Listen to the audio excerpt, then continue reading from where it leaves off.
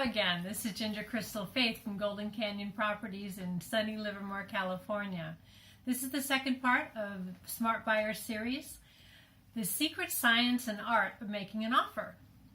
Your opening offer should be based on two things. What you can afford, so make sure you get pre-qualified first, because you don't want to outbid yourself and you don't want to get emotional like we talked about in the first video, and what you really believe that the property is worth.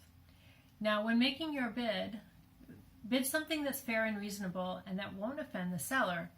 But this is where it's really important to really know your market. Now, if you don't know your market, then be sure to consult with a professional real estate consultant who can give you a very strong opinion of value. A lot of people think that they should go low the first time that they make a bid, and that just depends on what the market is doing.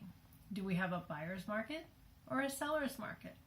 Well, right now here in Livermore, we have a fairly stable market, which is very unusual because we've had a very, very long run up and a very strong seller's market. And it's still a seller's market, but it just depends on the neighborhood and the area and the amenities and the schools. But it's fairly stable, which is good for a lot of my buyers right now.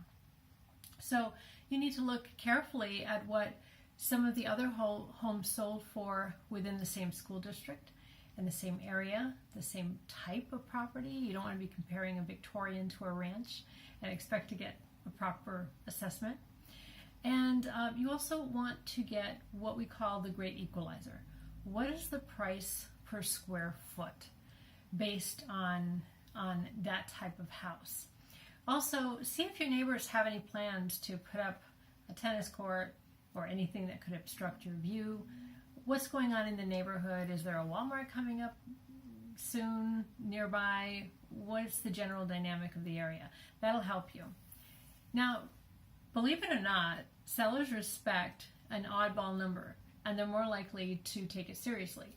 So rather than all round numbers, which everybody does, if you have a very specific number, the seller will believe that you have actually put thought into the number that you're offering. So they'll take it seriously and they'll look at it a little bit more.